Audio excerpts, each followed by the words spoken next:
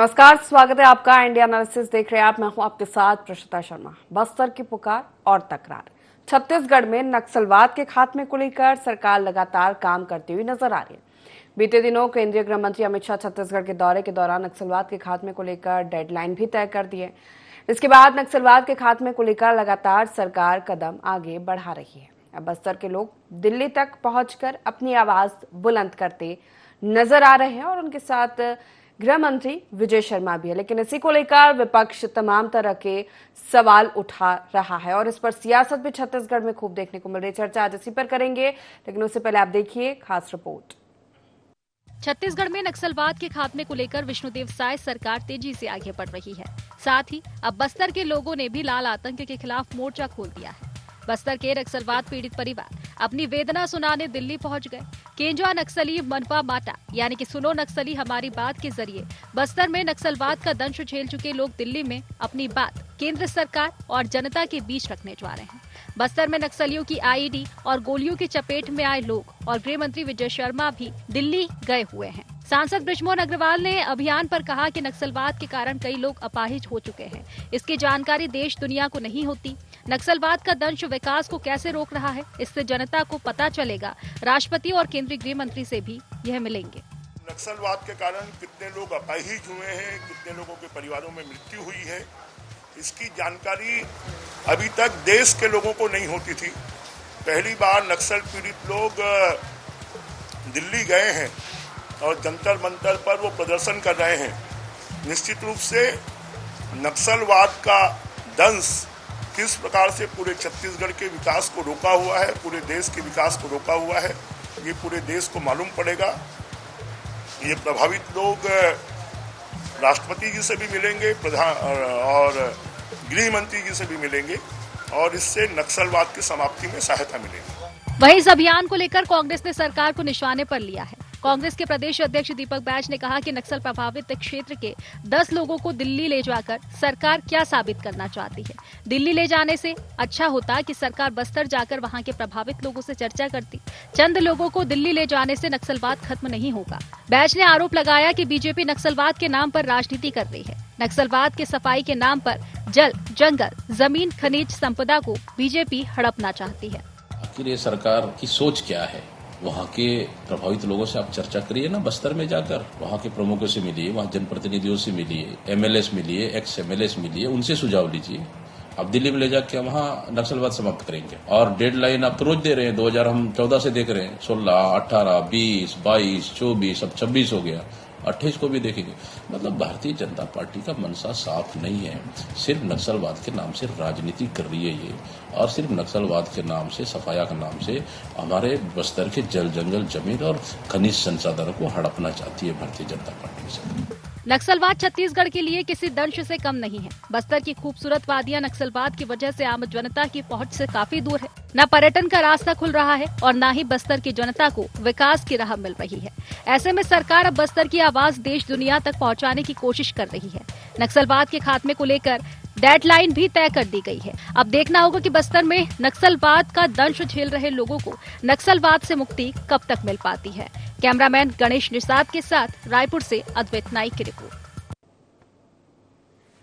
तो केंद्रीय नक्सली मनवा माटा सुनो नक्सली हमारी बात के जरिए लाल आतंक के खिलाफ जन मोर्चा दिल्ली तक पहुंच गया है। दिल्ली में नक्सल पीड़ितों की गुहार है। आप बेटी सुनाने पहुंचे हैं और किस तरह नक्सलियों से प्रताड़ित रहे ये लोग, ये बताने की कोशिश देश और दुनिया को की जा रही है। लेकिन इसको लेकर छत्तीसगढ़ में सियासत और विपक्ष यही सवाल उठा रहा है कि बीजेपी चंद लोगों को दिल्ली ले जाकर क्या साबित करने की कोशिश कर रही है।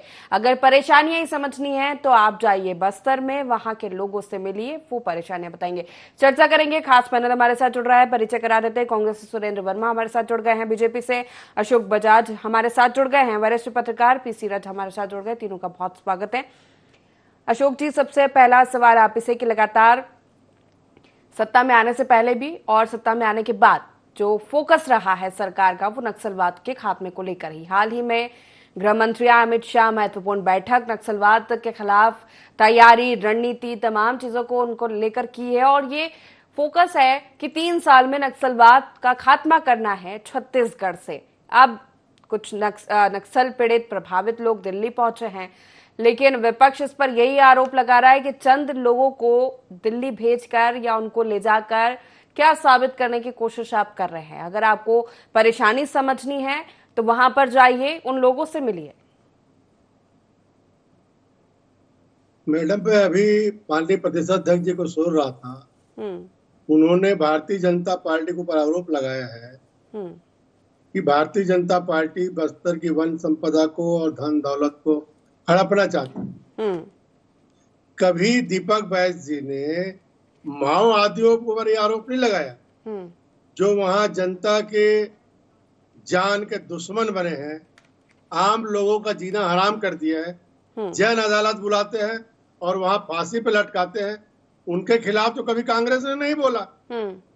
लेकिन भारतीय जनता पार्टी जब पूरे लक्ष्य लेकर चल रही है आज कि हम आने वाले 2026 तक माओवाद को समाप्त कर देंगे और बस्तर में एक बार फिर से अमन चैन का माहौल बनेगा, तो जब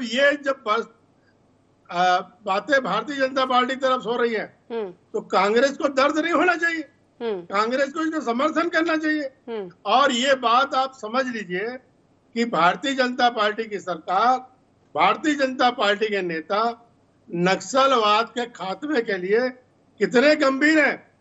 हमारे माननीय केंद्रीय गृह मंत्री 3-3 दिन यहाँ आकर रुके, समीक्षा की, संकल्प लिया, लक्ष्य दिया और आगे बढ़ने का अवसर दिया।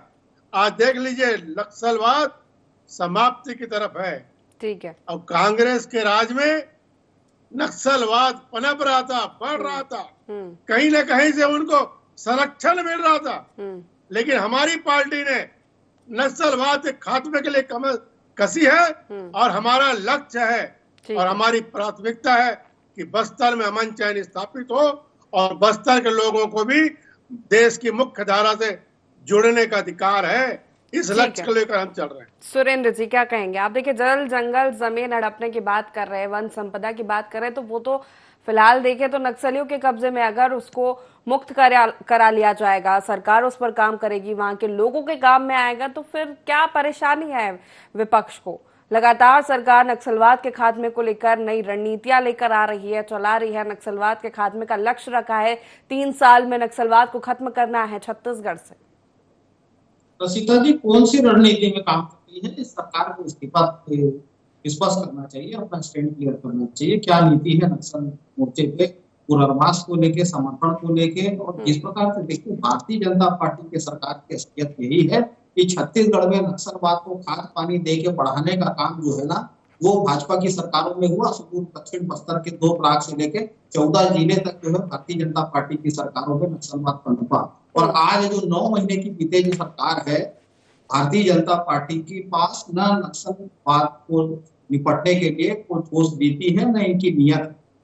लगातार प्रदेश के गृह मंत्री बयान देते हैं, कभी कहते हैं कि QR कोड जारी करेंगे, गूगल फॉर्म से सलाह मांगेंगे, नक्सलियों से सुझाव मांगेंगे, कभी कहते हैं वीडियो कॉल पर बात करेंगे, कभी कहते हैं नाराबाजी खाने बैठेंगे उनके साथ। तो ऐसे नहीं होता, ऐसे में सुरक्षा बलों का मनोबल कमजोर होता है। इसी बस्तर में पिछले 1 महीने में 4 सुरक्षा बल के जवानों ने आत्महत्या किया है। ये परिस्थितियां क्यों बन रही है? और अपने सरकार के नाकामी को ढांकने के लिए इस तरह से 10 लोगों को ले जाके वहां पर उनके जख्मों की नुमाइश करेंगे, आदिवासियों को बलि का बकरा बनाएंगे, तो ये अपनी जिम्मेदारियों से नहीं मोड़ सकते। मूल बात जो है, केंद्र सरकार के खिलाफ होना चाहिए प्रदर्शन। क्यों कोंडागांव को नक्सल प्रभावित जिलों की सूची से बाहर किया गया? ताकि उसको पैकेज ना देना पड़े। क्यों 11,000 करोड़ जो है केंद्रीय बलों की तैनाती का छत्तीसगढ़ से पाई वसूल लिया गया? ये बताना चाहिए। जल जंगल जमीन के अधिकार से कौन वंचित कर रहा है? वो अधिकार अधिनियम में संशोधन किसके हित में किए गए? नंदराज पर्वत में जो अडानी को खदान आवंटित किया गया लोहियास का, फर्जी ग्राम सभा के भाजपा की डबल इंजन की सरकार लगाती है। तो ये जो उपेक्षा और षड्यंत्र रचे जा रही है, कांग्रेस का आरोप नहीं है प्रसीता जी। जिस तरह से 30 से ज्यादा स्थानीय आदिवासियों की हत्या फर्जी मुठभेड़ में हुई, चाहे वो बिड़िया हो, चाहे पीड़िया का हो, तो गए है ना नक्सल प्रभावित, ये नक्सल पीड़ित ही गए है ना दिल्ली अपनी आप बीती सुनाने या प्रदर्शन करने। नक्सल पीड़ित तो लाखों की संख्या में है, लाखों की संख्या में 600 गांव से 3 लाख लोगों को पलायन के लिए मजबूर किया। अब फिर से उसी तरह से जो प्रशासनिक बर्बरता है, लोग गांव छोड़ने मजबूर है। 9 महीने की सरकार में बताया एक भी वनाधिकार पट्टा किसी को दिया हो तो? पूर्ववर्ती सरकार ने, कांग्रेस की सरकार ने 7.5 लाख पट्टे आवंटित किए थे। यह सरकार केवल और केवल अधिकार छीनने का काम कर रही है और अब जो निर्ममता पूर्वक जो बर्बरता प्रशासन कर रही है, क्या से तो भागते हैं? आदिवासी समाज राजभवन तक गए जांच के लिए। सीआरपीएफ के 3200 जवान की बस्तर में नक्सल प्रभावित क्षेत्रों में तैनाती, आप कह रहे हैं कि नक्सलवाद को लेकर कोई रणनीति नहीं है? प्रसिद्धिया जी, तैनाती से ही केवल ये कानून व्यवस्था का मसला नहीं है जो आप केवल सुरक्षा बढ़ा के आप उससे निपट ले। स्थानीय जनता का, स्थानीय लोगों की सहभागिता प्रशासन में जब तक नहीं होगी, आप उनके हक छीनते रहेंगे तो ये मामला देखिए, कांग्रेस ने तो बहुत कुछ खोया है, बहुत कुछ भोगा है। नक्सलवाद के लिए जो सुरक्षा कैंप स्थापित किए गए, जो भाजपा की सरकारों में जो बंद स्कूल था उसको खोला गया, जिस प्रकार से दुर्गा और दंतेश्वरी जैसे बटालियन डीआरजी में बनाए गए, उसका परिणाम है कि सुरक्षा बल के जवानों को बेहतर सफलता मिल रही है। लेकिन इस सरकार के आने के बाद स्थानीय जनता के ऊपर जो बर्बरता बरती जा रही है, जो फर्जी एनकाउंटर हो रहे हैं, उस पर यह सरकार जांच से क्यों भाग रही है? यूनिफाइड कमांड के तो अध्यक्ष जो है प्रदेश के, चलिए ठीक है, पीसी रथ जी से एक प्रतिक्रिया, फिर इसका जवाब लूंगी मैं अशोक जी से। ठीक है सुरेंद्र, रुक जाए। पीसी रथ जी, फिलहाल अगर बात की जाए नक्सलवाद की, जब बात आती है तो सिर्फ सियासत देखने को मिलती है छत्तीसगढ़ में। दावे हो रहे हो नक्सलवाद के खात्मे को लेकर, फर्जी एनकाउंटर की बात हो रही हो, तमाम तरह की पुनर्वास नीतियों की बात हो, नई योजनाओं की बात हो, बस्तर में कैसे विकास हो, नक्सलवाद कैसे खत्म हो, और अब जब नक्सल पीड़ित पहुंचे हैं दिल्ली, उसको लेकर भी सियासत हो रही है। आपकी प्रतिक्रिया? जी देखिए, एक सभी लोगों की ये हार्दिक इच्छा है कि जो खून खराबा है नक्सल मूवमेंट के शुरू होने से लेके अब तक के जैसा चला आ रहा है, वो चीजें खत्म हो, आदिवासियों की मौत का सिलसिला रुके, चाहे तो वो पुलिस फोर्स के जवान हैं, चाहे तो वो गांव में रहने वाले ग्रामीण हैं, चाहे तो वहां पर काम करने वाले कर्मचारी हैं, इन सब की किस तरह से जो है रक्तपात की स्थितियां हैं वो उसमें विराम लगे, उसमें रोक हो, ये सबकी हार्दिक इच्छा है। लेकिन दिक्कत इसी सियासत के कारण है कि सियासत में क्रेडिट लेने के लिए अनावश्यक रूप से जवानों को बिना आराम का मौका दिए झोंक दिया जाता है जंगल में, जिससे उनके बीच में एक उंठा पैदा होती है। वो आपस अपने घर के साथ तालमेल नहीं कर पाने के कारण इस तरह की घटनाएं होती हैं कि एक पखवाड़े के अंदर 4-4 जवान जो है वो आत्महत्या कर लेते हैं। कल परसों भी एक जगह जवानों ने आपस में गोलियां चलाई एक दूसरे पे, 2 जवान वहीं मर गए, बाकी और जो घायल हुए वो अलग है। तो नियंत्रण किसी समस्या पे करना वो एक योजना के तहत किया जाना ठीक है, लेकिन किसी समय अनावश्यक रूप से दबाव जो सरकार बना के जिस तरह से कर रही है उसके कारण कहीं ना कहीं इस तरह की स्थितियां आ रही हैं, और उसके कारण हम देख रहे हैं कि इस तरह से अराजकता की स्थिति कहीं फोर्स के बीच पैदा हो गई तो फिर वो और दिक्कत हो जाएगी।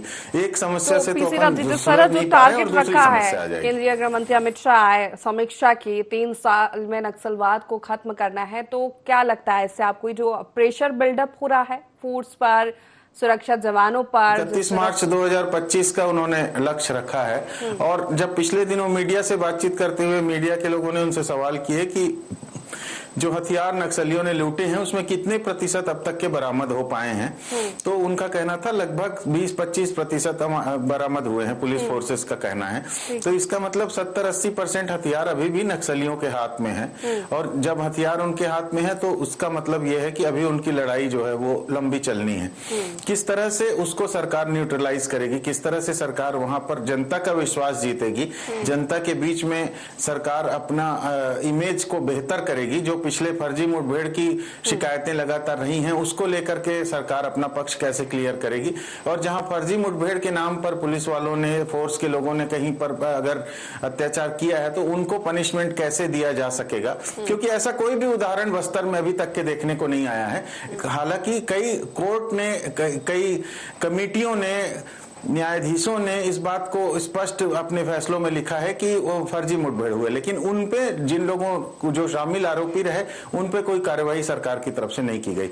इसके कारण जनता के बीच में विश्वास अर्जित करने में सरकार उस तरह से सफल नहीं हो पाई जितना कि सरकार को अब तक के हो जाना चाहिए था। तो ये नक्सलवाद केवल बंदूक की समस्या नहीं है ना, सामाजिक वातावरण को सुधारने की भी सरकार की जिम्मेदारी है, तो उसके लिए ये बड़ी चुनौती है। अब देखिए, गृह मंत्री जी बस्तर के नक्सल पीड़ितों को लेकर के दिल्ली गए हैं, बहुत अच्छा है, वो नेशनल मीडिया के सामने उन सबकी मुलाकात करवाएंगे, दिखवाएंगे। लेकिन गृह मंत्री खुद के इलाके में, जो कवर्धा का इलाका है, वहां पर एक व्यक्ति की कल के जो मुठभेड़, जो स्थितियां हुई थी, उसमें एक साहू समाज के एक युवक की मौत हो गई। यानी वहां पर ऐसी स्थिति है कि वो लोग सरकार के खिलाफ वहां पर गुस्सा हो गया है कि किस तरह से वहां पर एसपी होने के बावजूद एक व्यक्ति को जिंदा जला दिया गया, पुलिस फोर्स होने के बावजूद, और उसके बाद ये स्थिति कानून व्यवस्था की कि एक व्यक्ति की मौत हो जाती है पुलिस की प्रताड़ना से। ऐसी शिकायतें चल रही है। तो ऐसे में कानून व्यवस्था को कहां किस किस तरह से संभाला जाए, ये बड़ी चुनौती है। सत्ता में सरकार अभी बीजेपी की है, उनके सामने ये चुनौती है। अशोक जी, सवाल ये कानून व्यवस्था को लेकर, फर्जी एनकाउंटर को लेकर, लोगों में विश्वसनीयता, ठीक है, आप पीड़ितों को लेकर दिल्ली गए हैं, नेशनल मीडिया के सामने देश दुनिया को पता लगेगा नक्सलवाद, लेकिन नक्सलवाद के खात्मे को लेकर एक ठोस योजना, एक ठोस रणनीति पर काम होना अभी भी जरूरी है। रसरा पीसी रेड्डी ने भी कहा है कि फर्जी एनकाउंटर के बाद विश्वसनीयता लोगों में बनाना, विकास पहुंचाना उन क्षेत्रों तक, और उसके बाद सुरक्षा बलों के जवानों में दबाव ना बने, सब चीजें मैनेज होकर नक्सलवाद का खात्मा हो, ऐसा 3 साल में संभव नहीं लगता है। अशोक जी, आवाज मिल पा रही है मेरी? चलिए ठीक है, अशोक जी से दोबारा संपर्क करेंगे। सुरेंद्र जी, आपका रुख करूंगी, आपका क्या मानना है इस चीज को लेकर? नक्सल पीड़ित दिल्ली गए हैं, सबको मालूम पड़ेगा किस तरह से प्रभावित है वो, इन चीजों से पीड़ित है, इस पर सियासत होना कितना जायज है? सीता जी, ये सरकार अपनी नाकामी को छुपाने के लिए स्थानीय आदिवासियों को बलि का बकरा बना रही है। जिस तरह से असफल साबित हुए हैं, ऐतिहासिक तौर पर सबसे असफल गृह मंत्री जो है, जिनके कार्यकाल में उन्हीं का गृह जिला नहीं संभल रहा है, जिस तरह से पीड़ित के युवक को मार दिया जा रहा है, एक निर्वाचित जनप्रतिनिधि सरपंच को घर में जिंदा जला दिया जाता है, तो भारतीय जनता पार्टी हर मोर्चे पे विफल रही है। और भाजपा ये बताए, एनआईए तो केंद्रीय जांच एजेंसी है, भाजपा को तो उनके खिलाफ ही प्रदर्शन करना चाहिए। क्यों भारतीय जनता पार्टी की सरकार में संरक्षण मिल रहा है? भीमा मंडावी इन्हीं के पार्टी के विधायक थे दंतेवाड़ा के, आज 6 साल हो गए, न्याय नहीं मिला उनके परिजनों को। झीरम मामले में 11 साल हो गए, एनआईए किसको बचाने के लिए पर्देदारी कर रही है। और ये बहुत बड़ा मामला है जिसके खिलाफ कांग्रेस ने 2 बार पत्रकार वार्ता की। जो टेरर फंडिंग का मामला है, जिसमें भाजपा के 2 बड़े नेता, पूर्व मंत्री के भाई का नाम है पेखन गागड़ा, और भाजपा के जिला उपाध्यक्ष लव कुमार नायडू, 91 लाख रुपया टेरर फंडिंग वसूले का।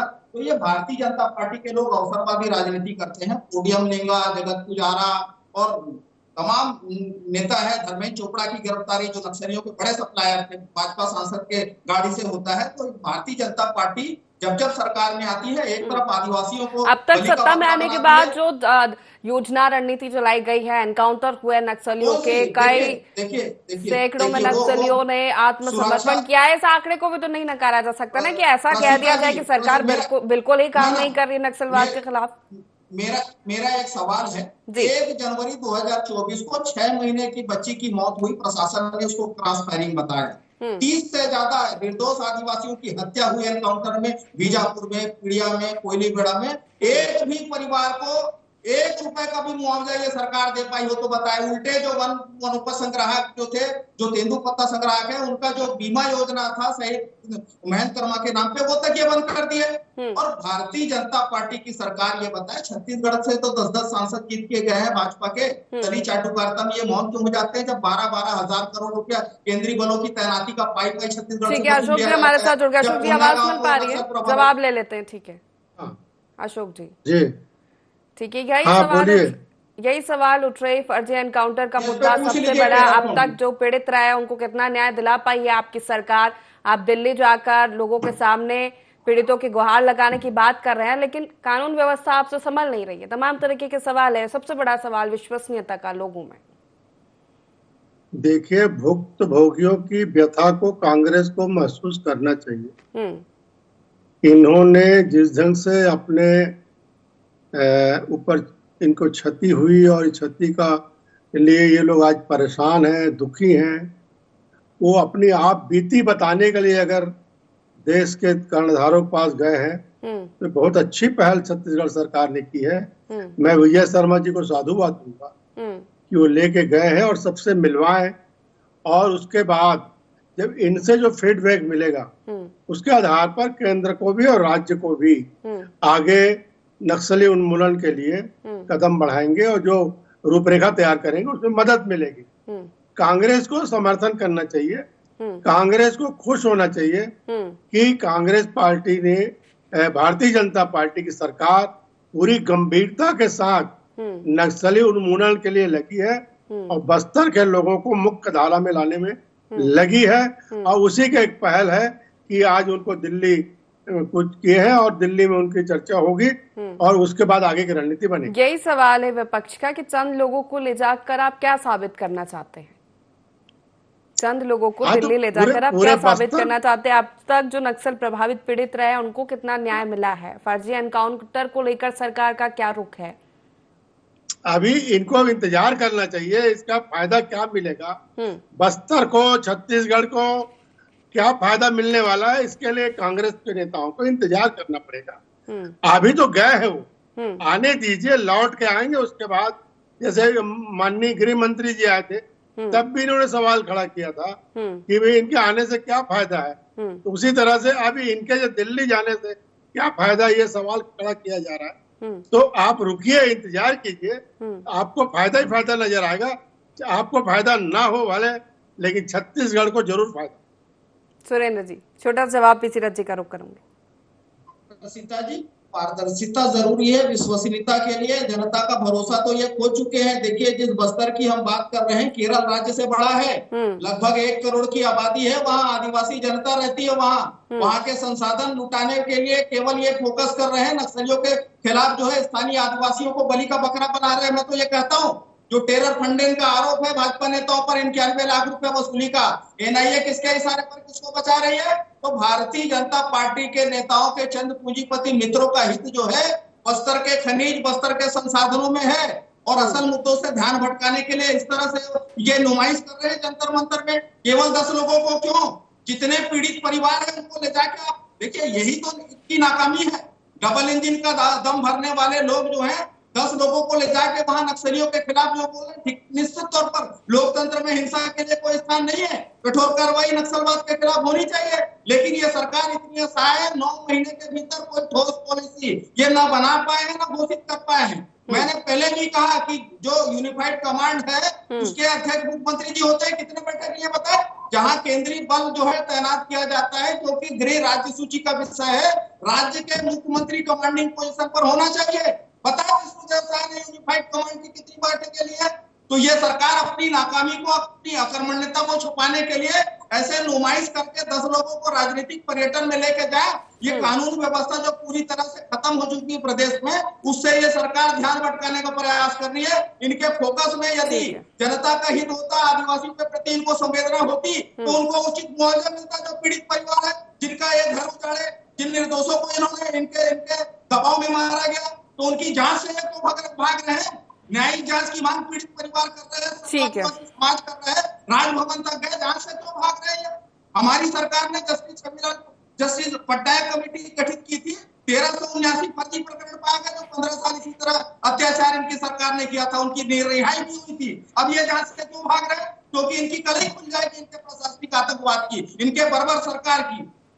ठीक है पीसी रथ जी, देखिए कमी तो बहुत सारी है जिनको दूर करते हुए सरकार को ठोस रणनीति पर काम करना होगा, लेकिन इस तरह विपक्ष सवाल उठा रहा है, जल जंगल जमीन हड़पने की बात कर रहा है, वन संपदा पर नजर है बीजेपी की, कितना जायज लगता है आपको ये?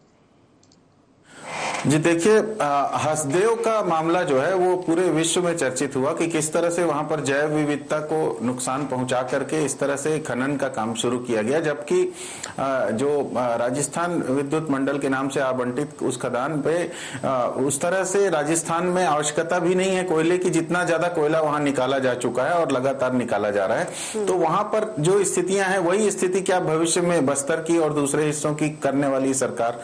अभी प्रत्येक व्यक्ति के एक पेड़ मां के नाम से लगाएं का नारा जरूर दिया गया, लेकिन उसके चलते ये देखा जाए कि कितने बड़ी मात्रा में जैव विविधता वाला जो हजारों साल में बनता है जंगल, वो खत्म किया जा रहा है। तो ये स्थितियां अच्छे भविष्य की ओर इशारा नहीं करती हैं।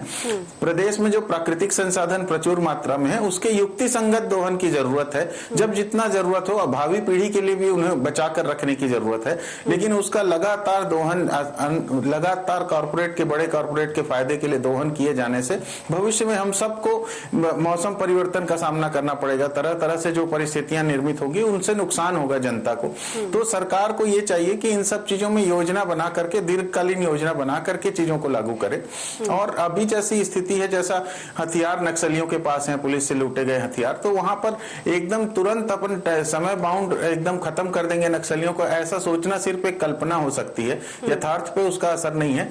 इसी का नतीजा है कि बहुत ज्यादा दबाव सुरक्षा बल के जवानों पे हो रहा है, जिसके कारण वो या तो सुसाइड कर रहे हैं या तो फिर वो आपस में लड़ रहे हैं। इस तरह से स्थितियां अच्छे भविष्य की ओर नहीं इशारा कर रही हैं। कहीं ना कहीं सरकार को जनता के बीच विश्वास कायम करने के लिए लोकल स्थानीय लोगों को शामिल करना चाहिए इस तरह की घटनाओं को रोकने के लिए, और नक्सलियों पे भी एक तरह से जन दबाव बन सके कि उनको लोकतंत्र की मुख्य धारा में वो आए, वो उनको लाया जा सके। इसके लिए सरकार को प्रयत्न करने चाहिए, क्योंकि बस्तर में एक बहुत बड़ी समस्या विस्थापन की रही है। नक्सल आंदोलन और सलवा जुड़ूम के समय बहुत बड़ी संख्या में लाखों लोग अपना घर परिवार, खेत जमीन छोड़ करके दूसरे राज्यों में भाग गए।